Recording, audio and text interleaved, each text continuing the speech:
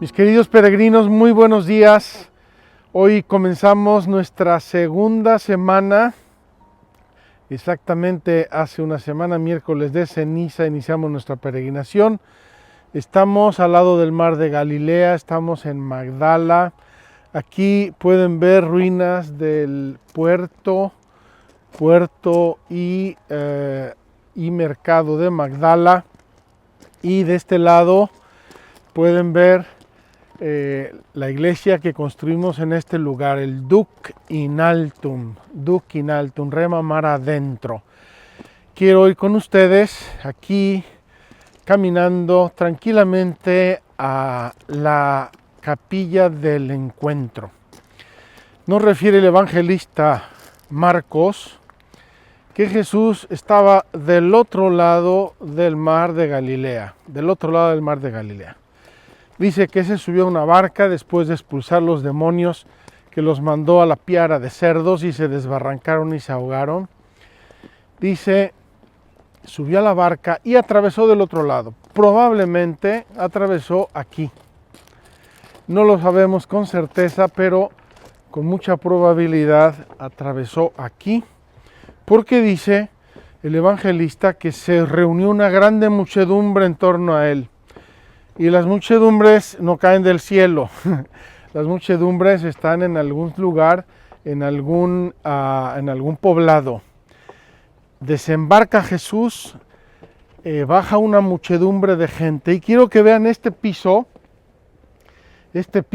de piedra que es hermosísimo, es original, y que vamos a encontrar dentro en la capilla del encuentro, porque cuando hicimos esta capilla mantuvimos con toda deliberación el piso en la capilla del encuentro, es el piso original. Y dice el evangelista que mientras se reunía toda esta gente ocurrieron 2 milagros. Vamos a entrar en la capilla del encuentro y vamos a ver allí uno de los 2 milagros, el que nos va a servir hoy un poco de base para nuestras reflexiones. Es una maravilla pensar aquí en este lugar, la muchedumbre, la gente que se agolpa a torno a Jesús, una muchedumbre inmensa, y Jesús realiza 2 grandes milagros. Queridos amigos, queridos peregrinos, estamos en la capilla del encuentro. Esta capilla, ya les dije, tiene el piso original. Probablemente Jesucristo caminó aquí, probablemente realizó aquí este milagro. Y realizamos esta capilla con los colores y con el esquema parecido a la sinagoga de Magdala, sinagoga del siglo I, con toda deliberación. Esta capilla la consideramos una capilla ecuménica, es decir, aquí permitimos a los no católicos celebrar sus servicios, sus ritos, sus oraciones, y aquí se realizó este maravilloso encuentro de la hemorroísa. Queridos amigos, vamos a interrumpir aquí. De momento, esta es la introducción. Ya hemos estado aquí en nuestras peregrinaciones anteriores, pero tenemos que volver porque este milagro y este hecho son maravillosos y nos van a servir hoy de base para nuestras reflexiones.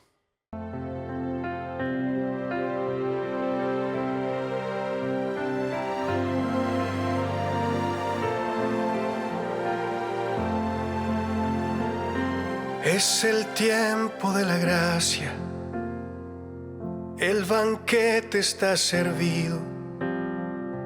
Es el tiempo de la iglesia, Cristo nos ha redimido. Peregrinos en la tierra, con inmensa sed de cielo, tú nos das los sacramentos, porque en ellos estás tú.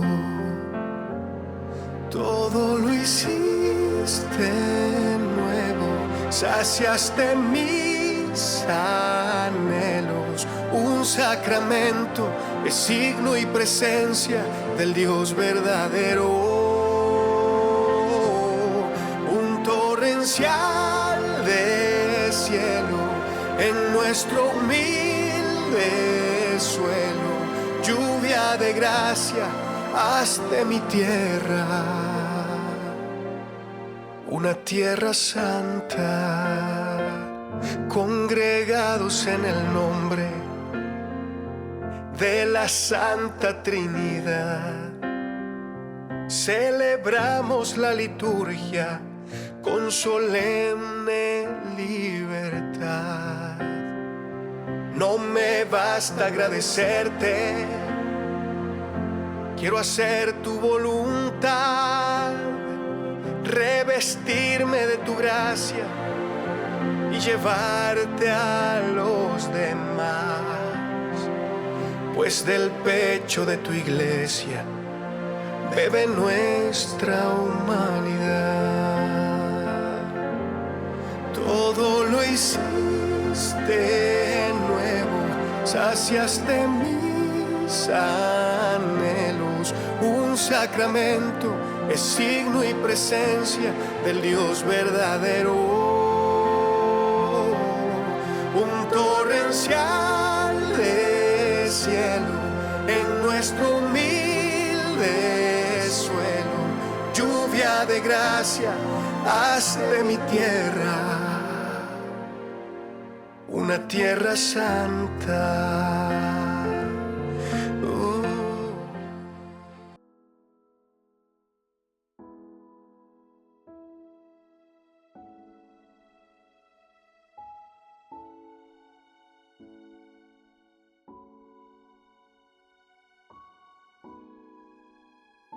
Mis queridos peregrinos, delante de este hermoso cuadro que representa el momento en que la hemorroísa toca el manto de Jesús y queda curada, quiero tener con ustedes hoy esta catequesis y como les he venido anunciando y ayer les repetí, hoy ya caemos en el catecismo.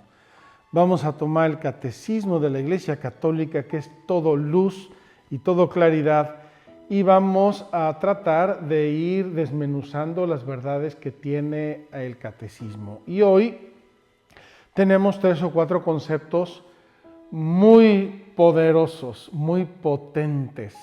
Vamos a ver si logramos transmitirlos con claridad y con sencillez para que todos ustedes puedan aprovecharlos y puedan entenderlos.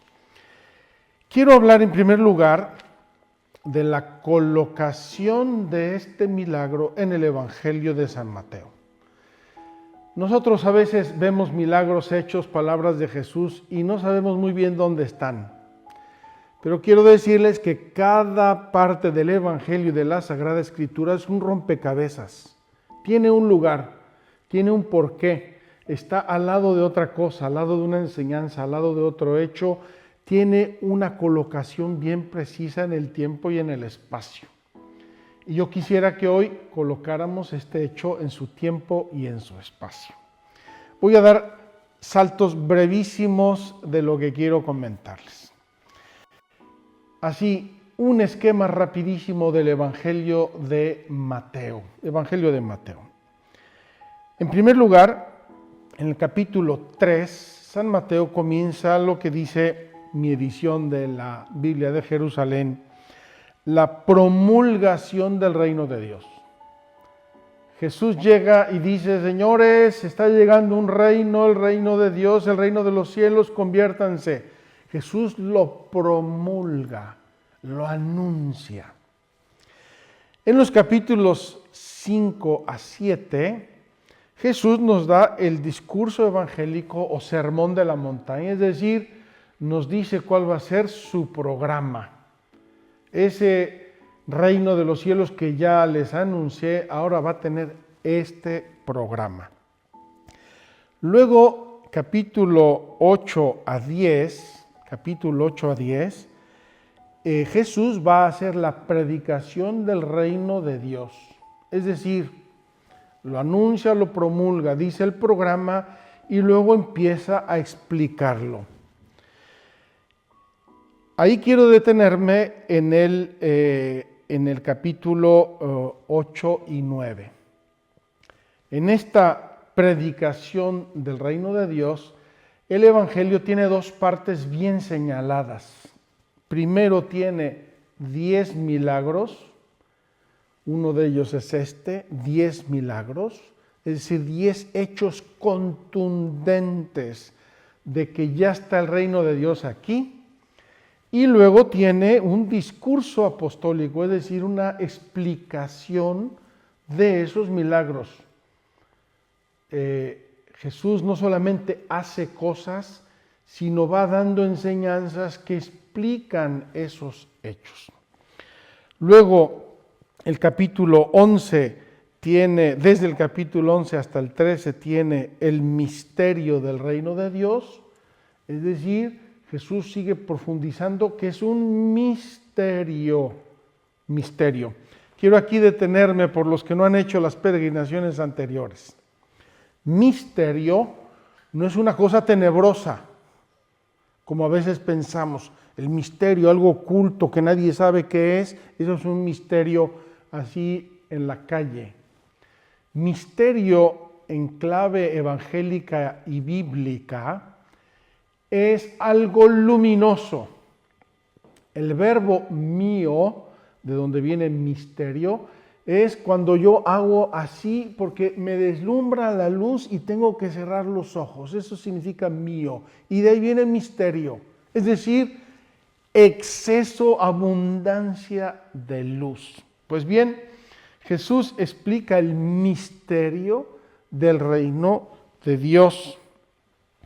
Y acto seguido, a final del capítulo 13 y 14, Jesús nos enseña que la iglesia es la primicia del reino de Dios en la tierra. Es decir, no tenemos que llegar al cielo para estar en el reino de Dios, sino que ya desde ahora entramos, por así decir, en la antesala del reino de Dios. Y esa antesala es la iglesia.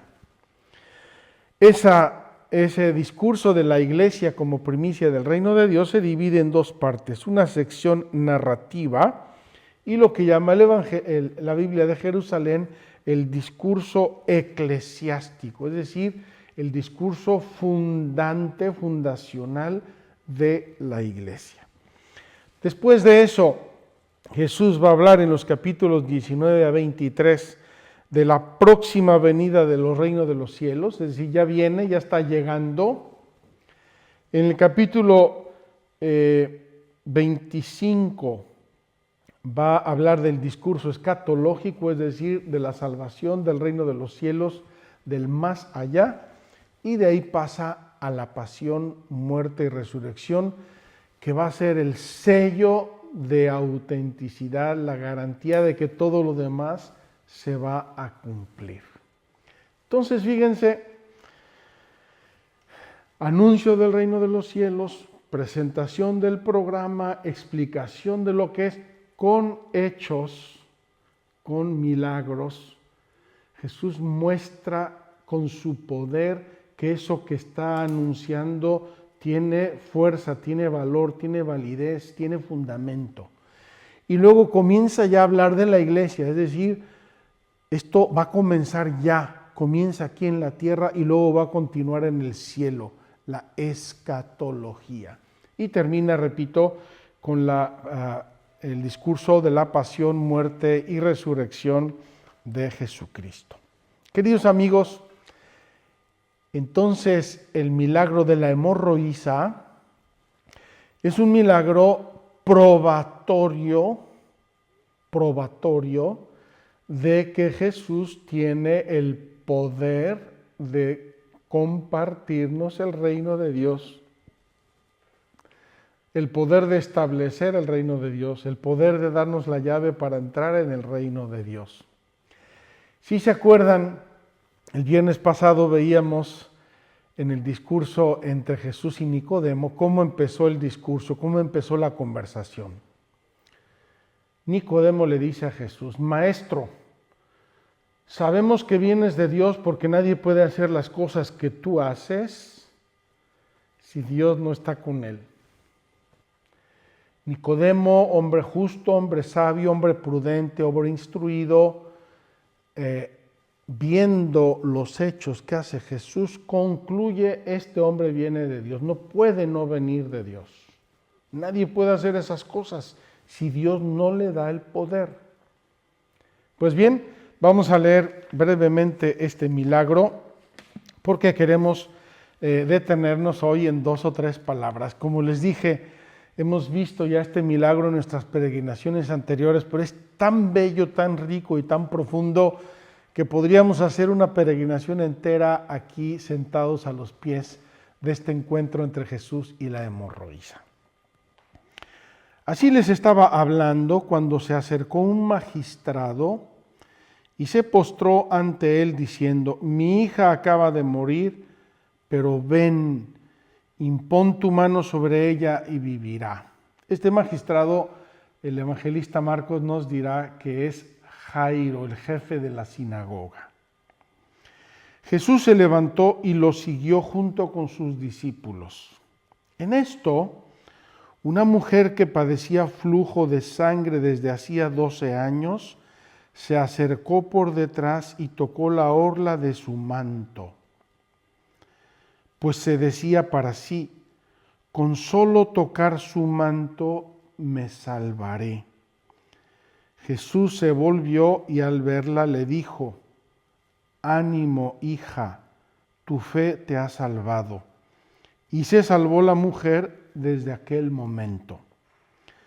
Al llegar Jesús a casa del magistrado y ver a los flautistas y a la gente alborotando, decía: retiraos, la muchacha no ha muerto, está dormida. Y se burlaron de él. Mas, echada fuera la gente, entró él, la tomó de la mano y la muchacha se levantó. Y la noticia del suceso se divulgó por toda aquella comarca. Quiero reflexionar varias cosas con ustedes sobre este milagro. Primera cosa, la mujer está hecha polvo. Está hecha polvo porque en el concepto bíblico evangélico, la sangre es la vida. Y esta mujer lleva 12 años, que es un número bíblico, que significa muchísimo tiempo, perdiendo sangre, es decir, perdiendo la vida. Y no voy ahora a detenerme a otros significados, me quedo solamente en ese. Esta mujer está perdiendo la vida. ¿Por qué? Porque tiene una hemorragia constante. San Lucas Evangelista, que por cierto fue médico, nos da detalles. Dice: había visto a cantidad de médicos y no solo no la curaban, estaba siempre peor. Primera cosa. Segunda cosa, había gastado todo su dinero y no había conseguido nada. Es decir, humanamente hablando, esta mujer estaba camino de la muerte, camino de la desesperación. Y legalmente en el judaísmo, por tener flujos de sangre, era impura, legalmente impura. Por lo tanto, no podía convivir con los demás, no podía tocar a nadie.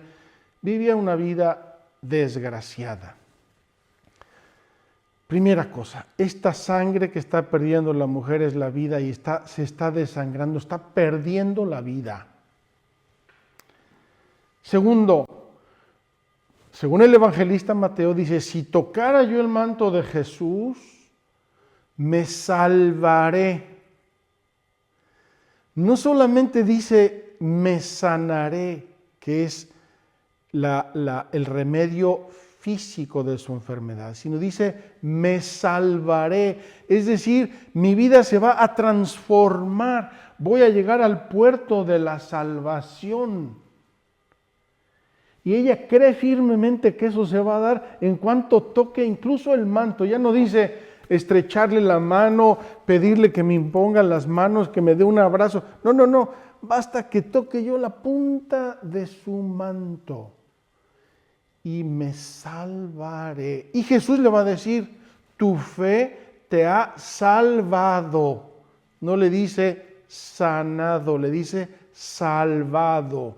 Es decir, te hemos rescatado de ese proceso de muerte y te devolvemos la vida. Y se para ese proceso de muerte que era la hemorragia, se para, se sana y la mujer se encuentra salvada. Bien, podríamos comentar muchas más cosas, pero quiero pasar a otra.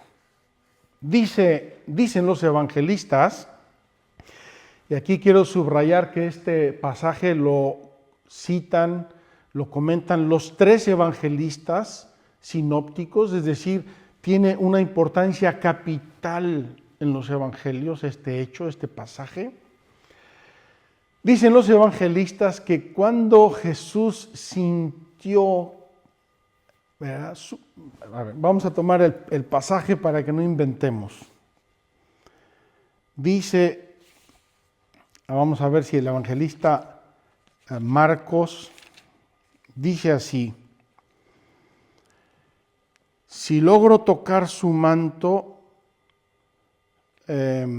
si logro tocar aunque solo sea sus vestidos, me salvaré, dice Marcos. Inmediatamente se secó la fuente de su sangre y sintió en su cuerpo que quedaba sanada del mal. Al instante Jesús, dándose cuenta de la fuerza que había salido de él. Aquí nos vamos a parar.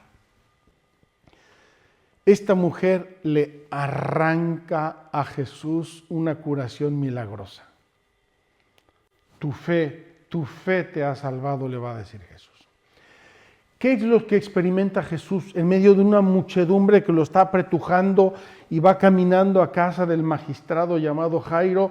Ahí toda la muchedumbre, y dice el evangelista, Jesús, sintiendo que salió de él una fuerza. Una fuerza. Quiero detenerme en esta fuerza.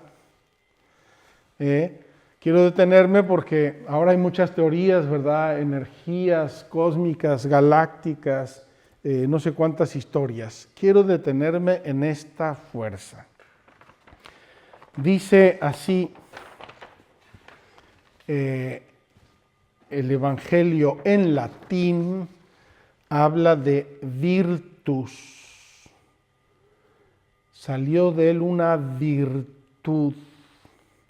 Y el Evangelio griego, que es el original de Mateo, dice que salió una dinamis. Dinamis. Vamos a ver qué nos dice el diccionario de la Real Academia sobre virtus, virtud y dinamis o dinámica. Dice así el diccionario: virtud, actividad o fuerza de las cosas para producir o causar sus efectos. Actividad o fuerza de las cosas. En este caso no es de las cosas, es de Jesús. Actividad o fuerza de Jesús para producir o causar sus efectos. En este caso, la sanación y la salvación de esta mujer. Jesús causa virtud de este efecto, de esta sanación. Dice el segundo significado: eficacia de una cosa para conservar o restablecer la salud corporal. La virtud es la eficacia de las medicinas. En virtud de estas medicinas yo me sané, pero en virtud de este encuentro se sana la hemorroísa. Tercer significado: fuerza, vigor o valor. Cuarto significado: poder o potestad de obrar. Poder o potestad de obrar. Quinto significado: integridad de ánimo y bondad de vida. Sexto significado: disposición de la persona para obrar de acuerdo con determinados proyectos ideales como el bien, la verdad, la justicia y la belleza. Séptimo significado: acción virtuosa o recto modo de proceder. Y siguen otros significados, no quiero extenderme más. La virtud que Jesús siente sale de Él. Él es la causa de la virtud, Él es la fuente de esta virtud, es decir, de este poder sanador. El Evangelio en griego nos habla de dinamis y vamos a ver qué significa dinámico o dinámica. Dice, primer significado, perteneciente o relativo a la fuerza cuando produce movimiento. Es decir, una fuerza, un poder que pone en movimiento algo. Aquí sabemos qué es lo que puso en movimiento. Puso en movimiento el amor de Cristo, el amor sanador de Cristo.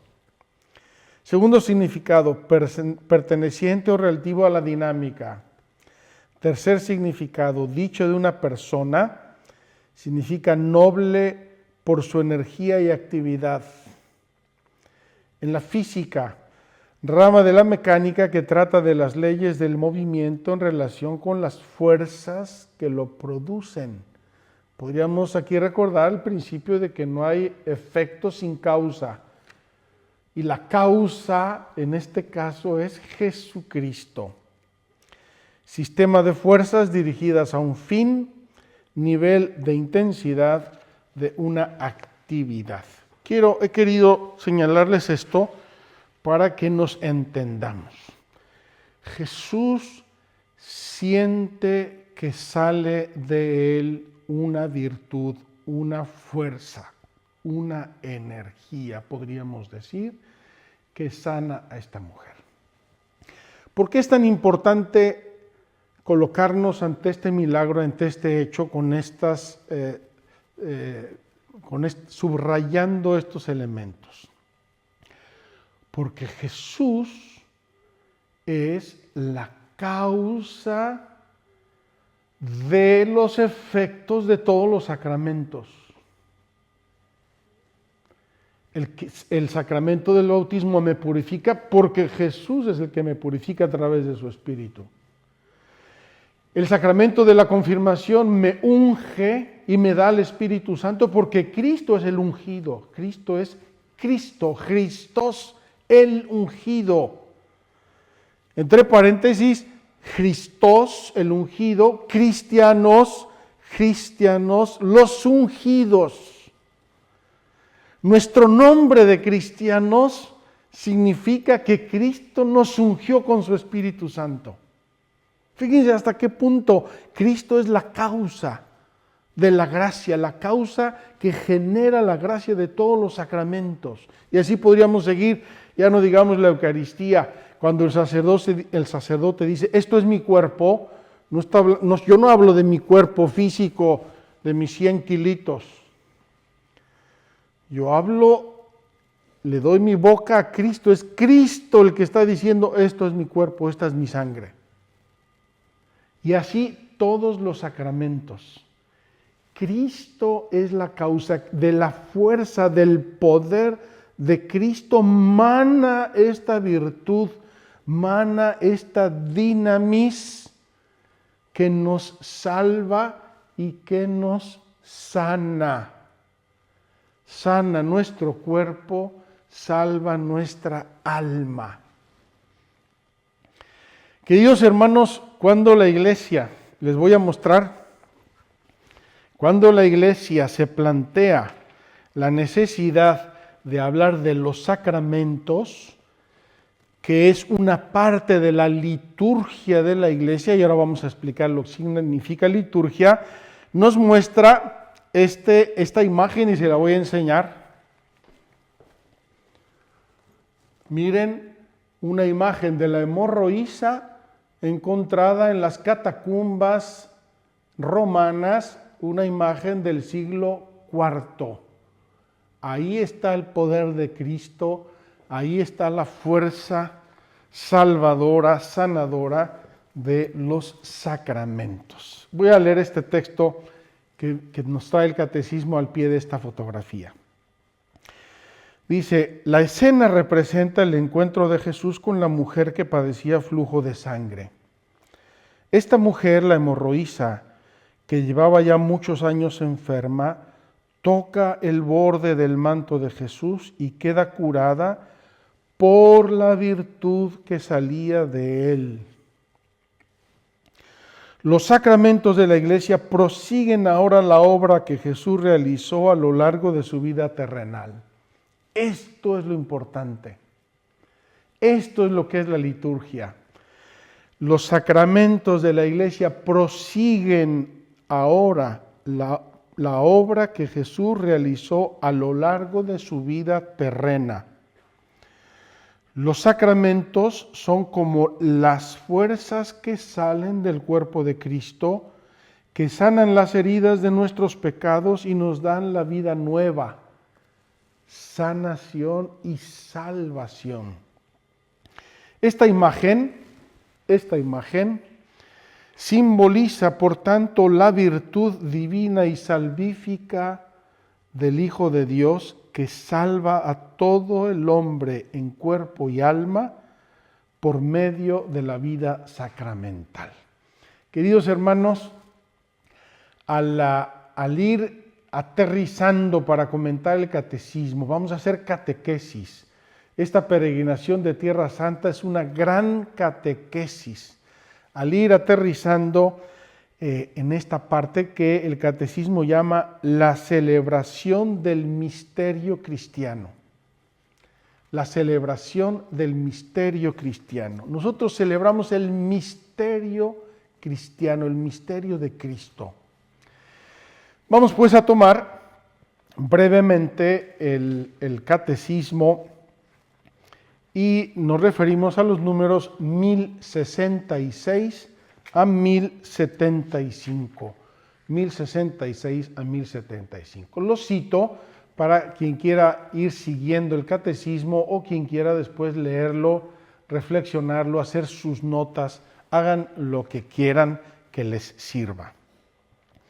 En primer lugar, el catecismo nos dice, en el símbolo de la fe, la Iglesia confiesa el misterio de la Santísima Trinidad y su designio benevolente. Es decir, nosotros en el credo, lo vimos hace un año, confesamos a Dios, Dios Padre, Creador, Dios Hijo, Redentor, Dios Espíritu Santo, Santificador, y la Iglesia como obra del Espíritu Santo. Y dijimos reiteradamente que toda la acción de Dios era una acción de amor. Por amor nos creó, por amor nos redimió, por amor nos santifica. Esa acción en la historia de la Iglesia ha tenido diversos nombres y quiero ahora explicarlos. 3 nombres voy a citar. El misterio de Cristo, porque el misterio de Cristo encierra toda la obra de Dios por amor nuestro. La economía de la salvación o la economía de la encarnación. Son 3 nombres que significan casi lo mismo, pero subrayan aspectos particulares. Leí, buscando profundizar este tema, leí una pregunta de un señor que no entendía esto de economía de la encarnación. Dice, oiga, yo soy economista y no entiendo qué quieren decir con esto. El término economía viene del griego y significa literalmente administración doméstica. Es decir, el modo como cada quien organiza su casa, sus hijos, su disciplina familiar, su educación y su economía, su dinero y sus comidas. Economía originalmente, etimológicamente, significa la organización de la propia casa. Cuando hablamos de economía de la salvación, estamos diciendo cómo Dios organizó la salvación de los seres humanos. Cuando hablamos del misterio de Cristo, estamos diciendo cómo Dios quiso realizar las cosas por nuestra salvación. ¿Por qué? Porque así lo quiso. No podemos pedirle cuentas a Dios ni muchas explicaciones. A nosotros nos corresponde contemplar el misterio, amarlo, entenderlo lo mejor posible y vivirlo. Y así nos salvamos. El tercer término es economía de la encarnación. Y aquí quiero detenerme un segundo porque esto explica la liturgia y los gestos de la liturgia de la Iglesia. Miren, Dios nuestro Señor pudo habernos salvado y redimido y santificado con una palabra: sálvense. Ya está, Él es el creador, Él es el omnipotente, Él es el omnisciente, Él es el sempiterno, Él es el infinito. Él podía haber dicho: salvados, perdonados, vámonos. Y eso hubiera dejado la vida humana aquí en un plano y la vida divina aquí en otro plano.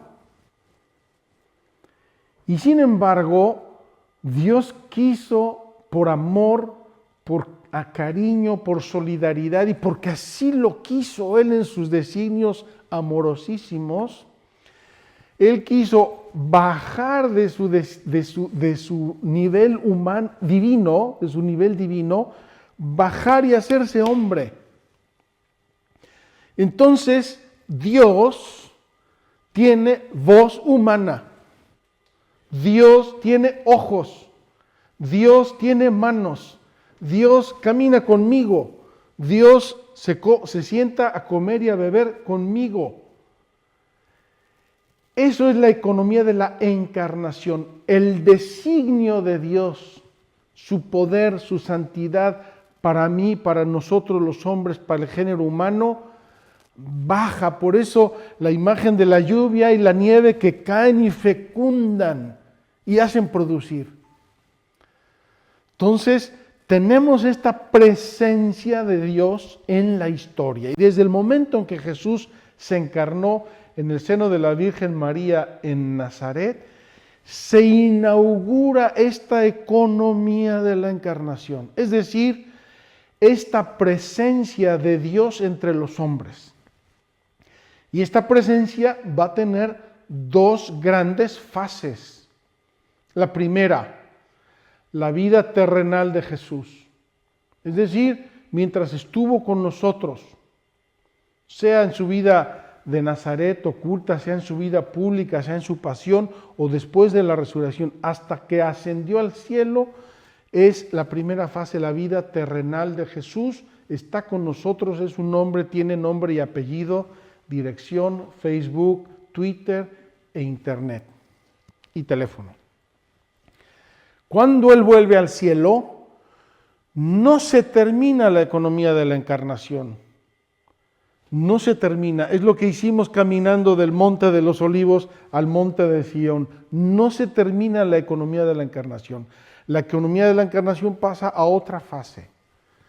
Y esta nueva fase es la vida de la iglesia. Como ya hemos repetido, la iglesia que es cuerpo de Cristo, la iglesia que actúa por el poder, virtus y dinamis de Cristo, la iglesia que tiene un alma y esa alma es el Espíritu Santo, y la iglesia que va a vivir y a prolongar en el tiempo la memoria de los hechos salvíficos de Jesús, no solo como recuerdo, sino para aplicarlo en cada generación y en cada lugar del mundo y de la historia. Si nosotros entendemos esto, ya entendimos lo que es la liturgia y la economía de la encarnación. Entonces, es el misterio de Cristo lo que la Iglesia anuncia y celebra en su liturgia. En su liturgia. Vamos a ver qué significa liturgia. ¿Qué significa liturgia? Liturgia, etimológicamente, es obra o quehacer público.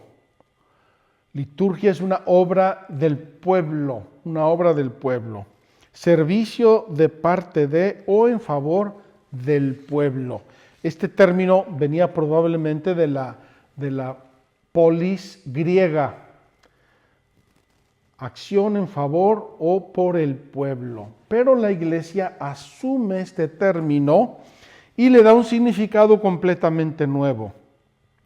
Significa el pueblo que participa en la obra de Dios. Esa acción en favor del pueblo, con mayúscula, es la acción de Dios en favor de su pueblo, es la acción del pueblo, de la salvación del pueblo. Y el pueblo cristiano participa en esa obra de Dios. Esa participación es la liturgia.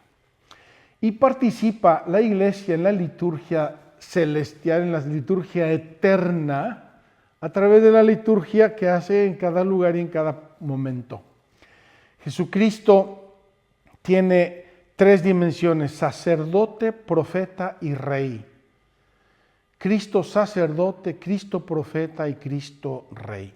Como sacerdote, Cristo ofrece el mundo al Padre, la gloria de Dios Padre, que es el fin último de toda la creación, la gloria de Dios. Cristo sacerdote. Cristo profeta, cuando anuncia la verdad, la salvación, el evangelio, la buena nueva. Cristo profeta, el anuncio. Y Cristo rey, cuando organiza la vida del mundo para la gloria de Dios. Esto es lo que nosotros vivimos y lo organiza a través de la caridad, del amor, cuando estructura el mundo en el amor. Esto nosotros lo vivimos en la Sagrada Liturgia. Y fíjense que no tendría ningún sentido la Sagrada Liturgia si está desconectada de nuestra vida.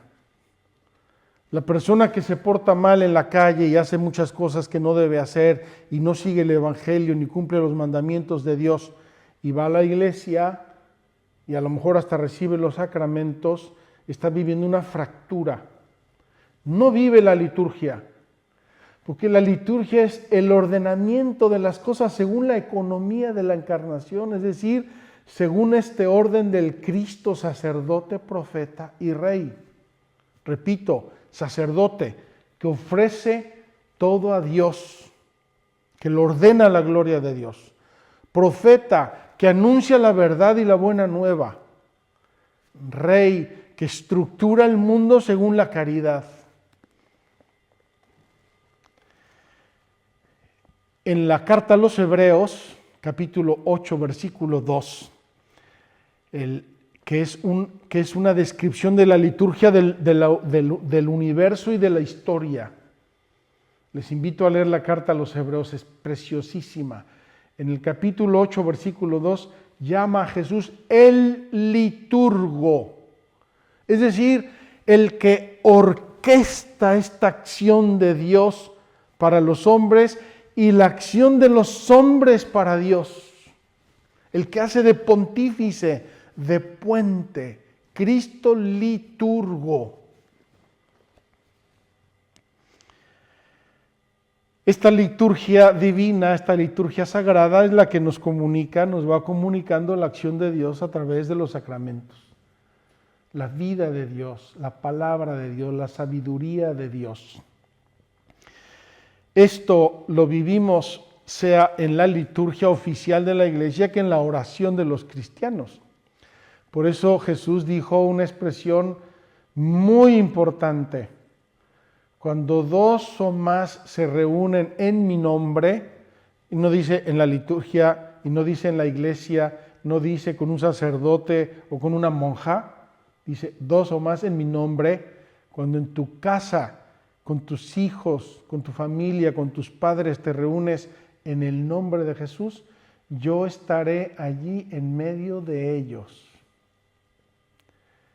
De algún modo, cualquier reunión en el nombre de Jesús, cualquier momento de oración cristiana, personal o comunitaria, de algún modo forma parte de esta grande liturgia que Jesucristo realiza cada día ofreciendo el mundo a Dios Padre.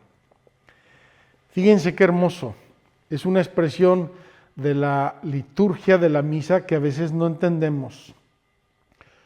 Al final de la consagración, antes de comulgar, antes de unirnos a Cristo y decir amén, amén, amén, amén, amén, decimos, por Cristo, el liturgo, por Cristo, con Él y en Él, a ti, Dios Padre Omnipotente, en la unidad del Espíritu Santo, es decir, la Trinidad Santa, todo honor y toda gloria, por los siglos de los siglos, amén. Es decir, es el cumplimiento de la liturgia del mundo y de la historia en la Iglesia. Termino esta catequesis. Liturgia y catequesis. La liturgia requiere la catequesis. Tenemos que entender lo que hacemos, tenemos que gustarlo, tenemos que vivirlo, tenemos que profundizarlo. Acabo de hacerles un pequeño ejemplito de lo que sería la catequesis. Profundizar lo que es la virtus y profundizar lo que es dinamis. Eso es catequesis. ¿Por qué? Porque tenemos que pasar de lo visible a lo invisible. De lo visible a lo invisible. Yo veo el bautizo y veo cómo el cura coge el agua, yo te bautizo en el nombre del Padre, del Hijo. Yo veo un gesto visible, pero está sucediendo algo invisiblemente. Esa alma está renaciendo. Se lo dijo Jesús a Nicodemo. Tú eres maestro de Israel y no entiendes estas cosas. Pues ¿cómo entenderías si te hablara yo de las cosas del cielo? El Espíritu sopla donde quiere y oyes su voz, pero no sabes de dónde viene ni a dónde va. Por eso la sagrada liturgia, la liturgia divina, requiere la catequesis, requiere la homilía, requiere la explicación, requiere la lectura, requiere la formación. Porque si hacemos gestos, repetimos gestos y no los entendemos, entonces nos está salpicando la gracia de Dios, pero no nos está entrando y transformando a fondo. Queridos hermanos, aquí termina nuestra introducción y mañana vamos ya a pasar al catecismo, a la economía sacramental. La economía sacramental. Yo espero que estas explicaciones sobre la hemorroísa, sobre Jesús y sobre la economía de la encarnación y la liturgia nos ayuden para tener grande deseo, hambre de conocer lo que hacemos, de vivirlo intensamente, de experimentar que es Dios, que es la dinamis, la virtus de Dios actuando en nuestros corazones, en nuestra vida y en nuestro mundo, cada vez que se celebra un sacramento, cada vez que se hace una oración, cada vez que nos reunimos como iglesia a celebrar el misterio de Cristo. Nos vemos mañana, si Dios quiere, para seguir caminando el camino de los sacramentos en general.